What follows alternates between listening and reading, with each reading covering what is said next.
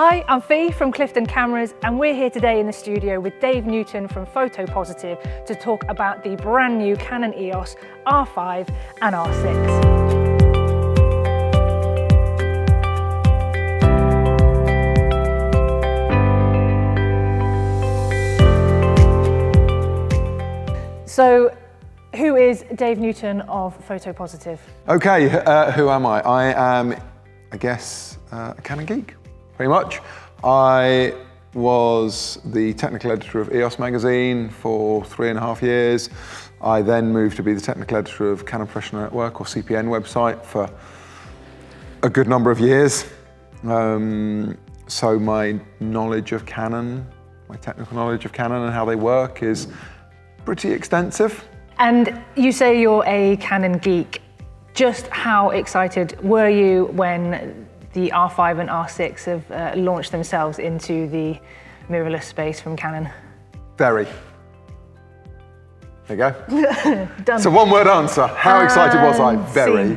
No, genuinely, I think, everyone talks about Canon lagging behind in the mirrorless space and losing ground and so on and so forth. And I don't see it like that at all. And you'll say, oh, you're probably paid to say that. I'm not a Canon ambassador.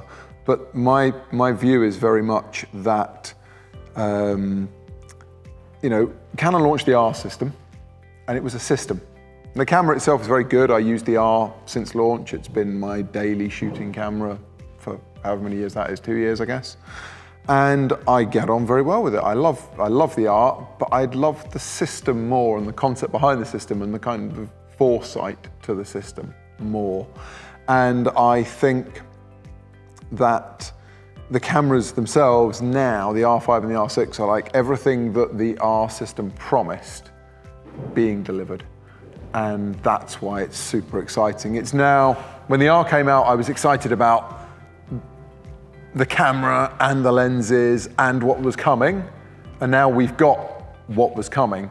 And for me right now, I can't imagine a better all-round camera than an R5 for the things that I do. So yeah, I'm super excited. And you said you had the R since launch. How long have you had your hands on the R5 and R6? And give us your initial thoughts, the good, the bad, and maybe not so ugly. So I've had the R5 pretty much since it was launched. It's been on loan from Canon so that I could get my head around it, I could answer questions, and I could talk to people about it, but also so I could shoot with it and see how it performs and produce work with it and see how it fits into the life of a working pro. The R6 I've had intermittently. It's kind of come on loan, gone back again, come on loan, gone back again. And the R5 I've had, I don't know, was it 7, 8 weeks, maybe longer. I don't know, whenever it was first available, announced. I got it then. And then it had to go back, and I was genuinely distraught, absolutely heartbroken that I had to hand back this R5, but it's back with me. This is the one, this is the camera that I've had, and it arrived back with me just on Saturday morning. And I was very happy. It was like being reunited with an old friend. The people that are buying these and getting into those, obviously you said, you're a pro photographer and you've got your uses for them, but what about those that are maybe looking to upgrade from the DSLRs that they may already have, first steps into mirrorless? What's your advice to someone that is making that next step up? Is there a specific go-to camera that they should look to, or is it more detailed than that? I think it's a very easy step to make. Canon have made it as simple as possible. It's one of the things, they weren't the first to market with a full-frame mirrorless camera, but they did it in the right way. You've got to remember that Canon launched the DSLR system, well not DSLR, but the EOS system back in 1987. And they launched that EF lens mount, and they looked at that and went, okay, well that's going to take us into the future for the next however many years. And it turns out that it was about 30 years. Now we've got the RF system, and that's Canon's. Changing a lens mounts is hard, but this is what we're going to take for the next 30 years, say. And so when you move into the system, if you had to change everything, it would be too expensive. So Canon provided the ability to use all your existing EF lenses, which I thought was genius. So my kit bag has got cameras, a couple of select RF lenses, and the rest of them are EF lenses. And they perform phenomenally well. In fact, they perform better on an R or an R5 than I feel they ever did on a 1DX2, a 5D4, a 90D, a 7D Mark II, a 5DSR, you know. Pick any of the cameras that I've owned in the last however many years, EF lenses seem to perform better on an R system camera. In terms of which one to go for, that's a bit more complex, and it kind of comes down to what you want to photograph with it. And I draw a line right here between the two of them. And I'd say that this side, this is the R6. This is for those that are interested in sports and wildlife and social documentary wedding type, where you don't necessarily need 45 megapixels, but you do want better high ISO performance, because this is essentially the same sensor as a 1DX Mark III. So great high ISO performance. And that's where it suits the kind of wedding market. Also, at weddings, events, you're going to be shooting one in poor light, but two for a long period of time, and you're going to shoot a lot of pictures. A lot of pictures at 45 megapixels is a lot of data, like a phenomenal amount of data. So 20 megapixels is plenty more than enough for those use cases. And you get the fringe benefit of having fewer megapixels, making it easier to shoot moving subjects, because you are less likely to see subject blur. Sports, wildlife, action, weddings, street, low light, portraits, corporate, commercial, architecture, landscapes, travel would probably be how I would see it. It does mean that there is scope to have both. Absolutely scope to have both. And you'll pick one or other up depending on what subject you're tackling that day. And would I be right in saying anything you can do with the R6, the R5 can do? Yes, just with that caveat that you've got more pixels, therefore you might need to use a faster shutter speed. But for me, it's why I gravitate to the R5. Nobody really needs 45 megapixels, or at least most people don't really need 45 megapixels, but it is an addictive amount of detail. When you see a picture at 45 megapixels, you know, I was a 5DSR user for a long time. When you see pictures at that resolution, it's mind-blowing. And you never want to shoot at anything else. They're very much the same camera, just tailored to different users. And in terms of the modern day hybrid shooter these days, so you know, a lot of us are on websites and social media, all that kind of stuff, and YouTube, of course. R6 or R5 for either, or again, is that more of the R6? I think if you're a hybrid shooter, then possibly the R6, because the video capability you need is more than covered in an R6.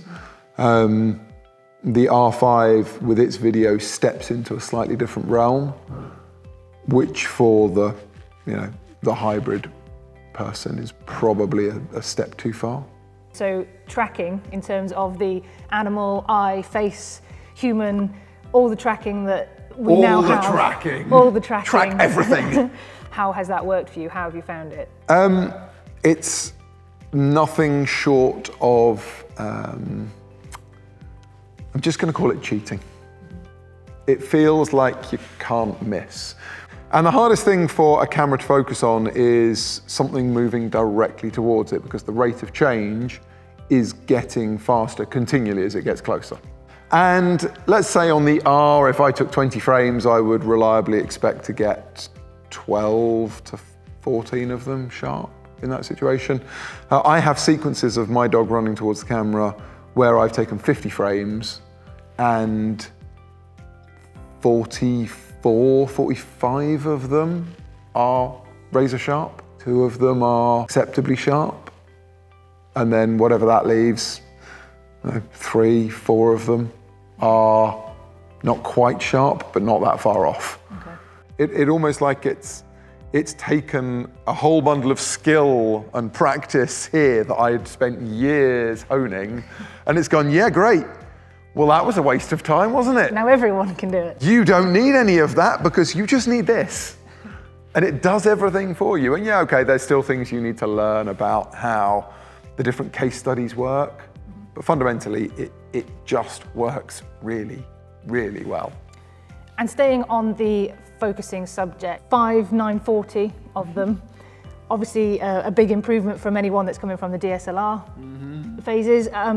Talk to us about that as well, and how beneficial has that been in some of the types of photography that you've done? Has it been an instant, massive change on, like, oh my word, this is brilliant? Or?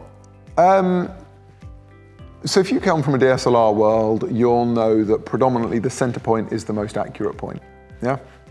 So what normally happens in somebody's learning experience is they learn this fact, and then they always tend to favor the center point. That's their go-to focusing point because it's going to be the most accurate or it's the fastest. And they therefore never explore what else is possible with the other AF points because they're substandard. I mean, they're not substandard, they're just not quite as good. But people get this idea in their mind that they're not as good and therefore they're not going to use them, which then fundamentally breaks their composition or shackles what they could otherwise do with their composition. Now we've got, what was that, 5,940, that was it, yeah, AF points across the frame. So it doesn't cover 100% of the frame, but it covers, I can't remember what the percentage is, but it's most of it. It's, you know, as much as you need it to be. It means that you're now way freer in your composition whilst still, for example, tracking a moving subject, which is really convenient and allows a different way of shooting, a way of shooting that you otherwise couldn't have done because you were so wedded to where those AF points were. Now you're like, fine, I'll just pick a point, I don't really care, it can be any of them. Or in face tracking or eye tracking, well, that subject can just move all the way around the frame and I'll just watch the box follow with it, and that's great, thanks very much. So I think from that perspective, it's a big benefit to have all those points, although you're never actually going to pick any of those positions specifically. It's not like having a point that's 10 pixels to the right of this one is going to be life-changing. It's more about how they all work together that then becomes the key thing about them. So another new feature on the R5 and R6 is the in-body image stabilization, which I'm sure many people have been wanting to have this in their cameras for a long time. How good is it? How good is it? It's good. It's very good. It's really very good, actually, and it's better than I thought it would ever be. Why? So people have talked about in-camera stabilization and various other manufacturers have done it, and I've always defended Canon's in-lens stabilization because fundamentally it is better for certain things. And what people don't understand or has been miscommunicated maybe, is that we've got up to 8 stops of image stabilization in the camera with a lens with image stabilizer. But the way that image stabilization works, in-lens stabilization works better with long lenses, with telephoto lenses, which is why we never saw that many wide-angle lenses with image stabilization built in, because it was less effective at wide angles.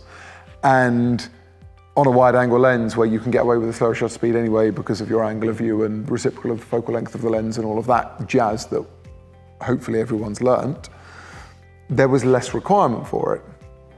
Whereas in-camera stabilization works better for wide-angle lenses and not so well for telephoto lenses.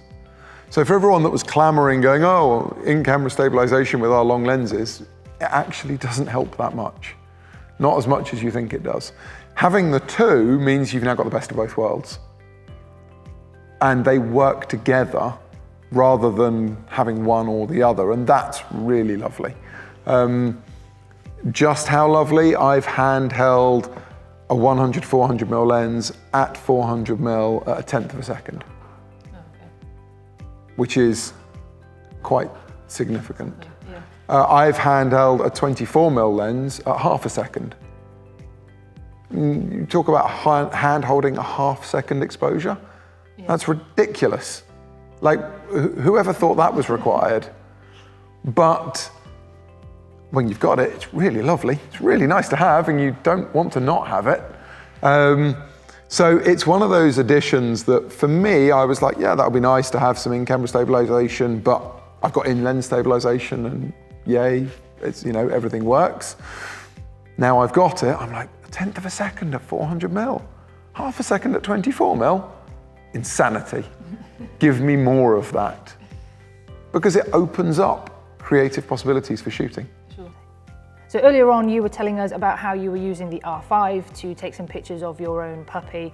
Obviously, other than the autofocus and the animal tracking, what else of the R5's features were really handy for you? So I think the biggest thing for me is the frame rate. You know, we've now got 12 frames a second, which is basically a sports camera from a couple of years ago. And that means if you're photographing a moving subject, you've got more than enough frames to make sure that you capture that decisive moment. And more than that, if we go into the electronic shutter mode, we get 20 frames a second. So if you've got a really, really fast moving thing and you want to absolutely make sure that you don't miss that moment, then you've got electronic shutter, which is also brilliant from the silent shooting perspective, because you can shoot without anybody knowing you're taking a picture. So in a church wedding, for example, where you don't want to disturb the service, having that silent shooting is really nice and slightly disconcerting when you just see white boxes appearing around the frame to tell you you've taken a picture, particularly when you have that in high-speed continuous, because it just flashes white boxes at you and you have taken an awful lot of pictures and you've got none of that audible confirmation that that sounded like 10. It's just like a lot of frames all at once. So I think the frame rate has been really beneficial. And I mean, let's be honest, right? 20 frames a second is phenomenal. There are a couple of things that you lose, so you're not going to turn this on and leave it on all the time, because you lose the ability to use flash, for example, and if you've got artificial lighting, you might see some banding or rolling shutter, where you get a mismatch in the frequency of the flicker of the lights and the sampling of the sensor. But basically, I mean, 20 frames a second is like shooting a video in stills, and that sounds weird because video is basically a lot of stills, but 20 frames a second to 25 frames a second is negligible. Which actually leads very nicely on to the next topic in terms of the R5 is the video capabilities. Now, we obviously don't want to approach this subject without the hot topic of the overheating with the R5. I'm sorry, I went there. Have you experienced this yourself with the R5? Yes. Have I made an R5 overheat? Yes. Is it frustrating when it happens? Yeah, it is. But do I understand it? Yes, and this is the crucial thing. At the end of the day, this is a stills camera, yeah? This is not a video camera. It doesn't have big vents in the side or fans to cool it down. It's generating a lot of data, particularly 8K RAW or 4K 100 or 120 frames a second. And that heat that's created when you're moving that much data around has got to go somewhere. It will get hot. So there should be no surprise about this. But in the same way that everybody seemingly wants the moon on a stick, everyone expects a stills camera to perform the same or better than a video camera. And that's simply unrealistic. The reality is you're not going to shoot in 8K RAW all the time. You're going to use it for certain set piece pictures where having that internal RAW is really useful, or where you want that extra resolution. And the same goes for the 4K. You're not going to shoot at 4K 100 or 120 frames a second all of the time, because why would you? That's not the right way to go about doing things. So they're settings that you choose for certain creative purposes, not default settings that you turn on and leave on the whole time.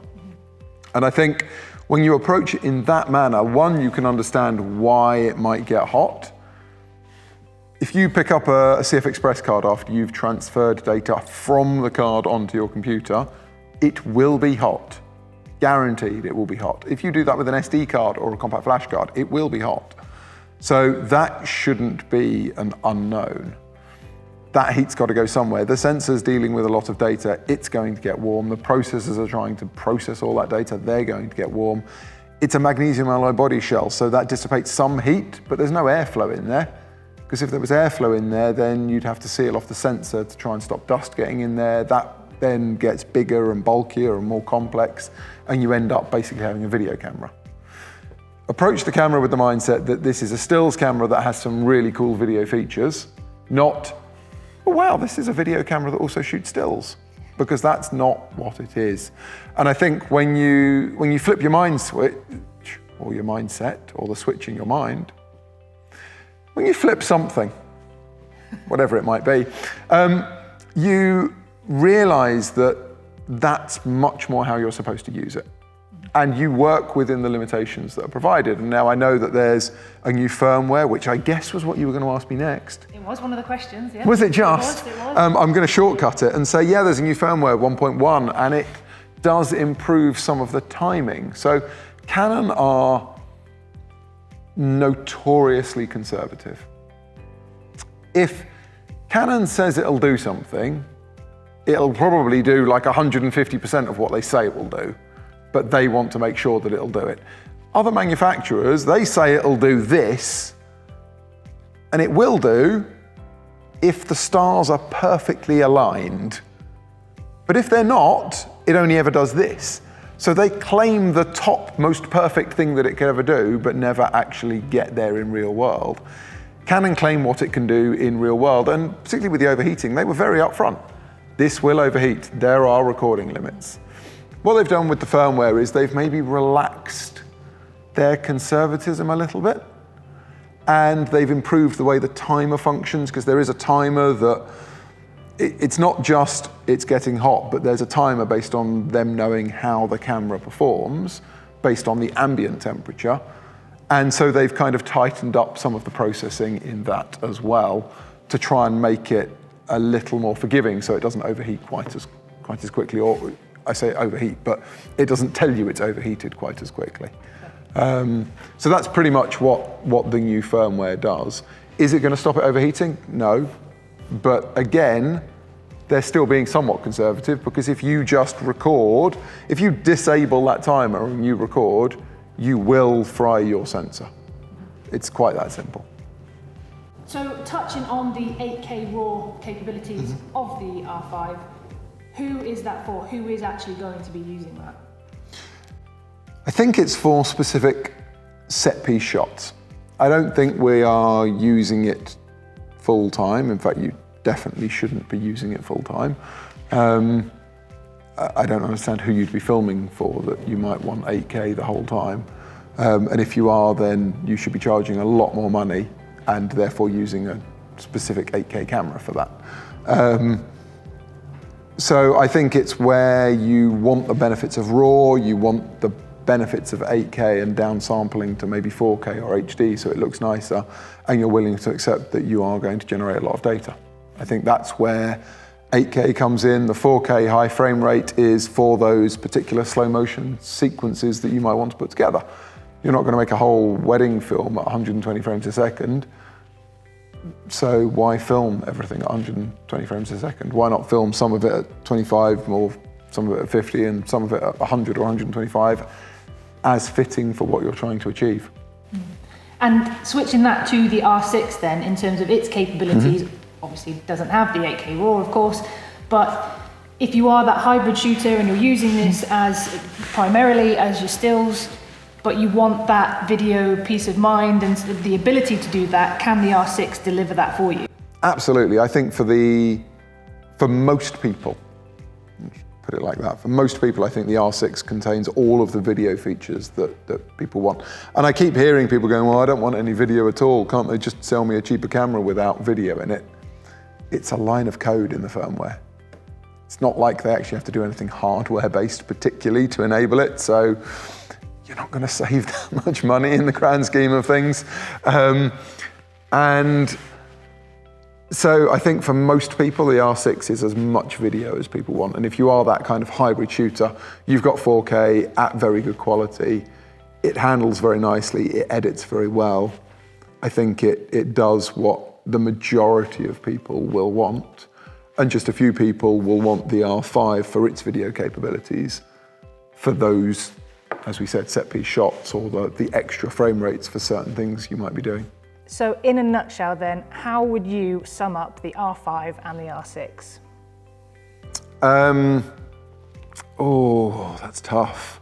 I don't do nutshells. I do lots of talking. I think in short, I'd say, for me, the R5's the most perfect camera I've yet seen.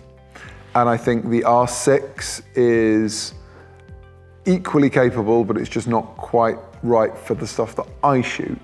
And that's a very personal choice, purely because 45 megapixels for me has a benefit over 20 megapixels. But in an ideal world, I'd probably have one of each. And that would be wonderful, to be honest.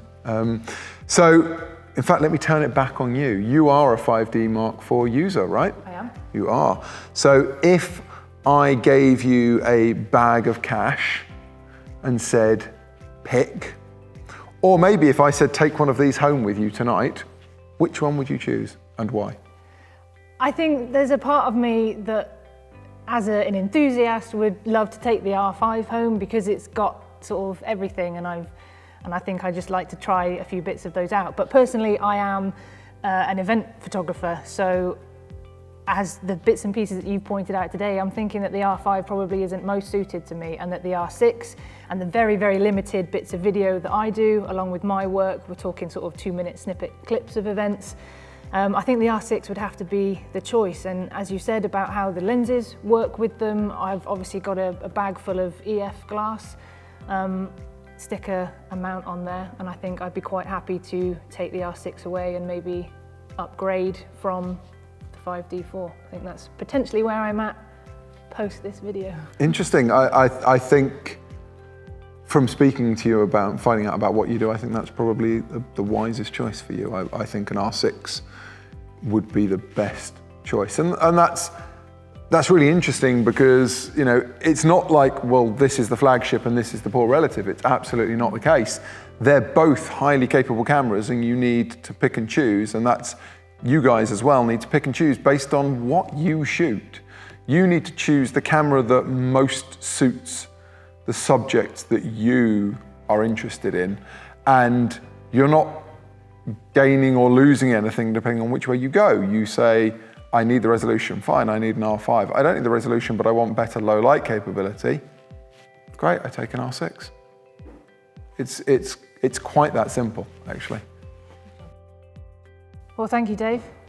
Thank you for your time today, and it's been really, especially from my point of view, it's been really interesting to get a pro's perspective on the usage of the R5 and the R6 and where they sit for most users and all the features that they now bring. And I hope it's been of some benefit to you guys. And as normal, if you've got any questions or comments, please feel free to put them down below. And head over to our website as well, where you can read even more information on both of the cameras and maybe even place your order. And if you do have questions for me, fire them down below and maybe I'll see them, or maybe they'll get passed on to me and I'll do my best to answer them. We will certainly do that. Thank you very much for watching, guys, and we'll see you in the next one.